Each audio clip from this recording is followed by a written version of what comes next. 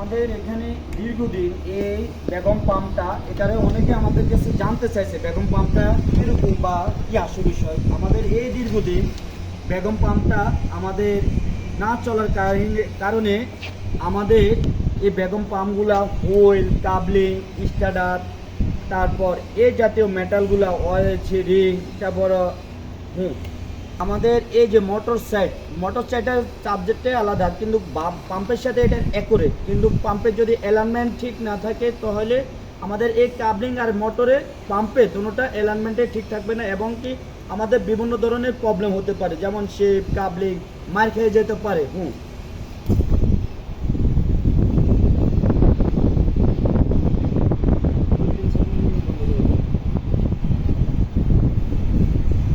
যেমন আমাদের এই পাম্পের সাইডটা সুসম্পন্ন, এখন আমরা অনেক চালাতে চাইলে এটা চালাতে পারবো না, এটা পাওয়ার লাগবে, ইলেকট্রিক্যাল পাওয়ার লাগবে। ইলেকট্রিক্যাল পাওয়ার ছাড়া এটাতে আমাদের এই পাম্পটা ঘোরানোর দ্বারা আমাদের সম্ভব না।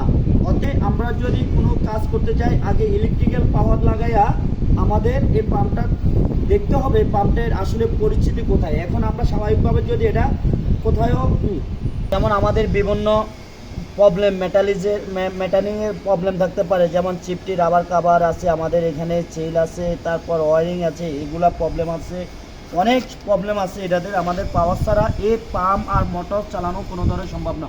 অনেকে আমাদের কাছে জানতে চাইছে বেগম পাম্পটা কি, বেগম পাম্পটা কীরকম। আমাদের এই ভিডিওর মাধ্যমে আমরা দেখাচ্ছি যে এই বেগম পাম্পটা হলো, এটাকে বেগম পাম্প বলা হয়। এই বেগম পাম্প হাওয়া রিলিজ করে বেগমে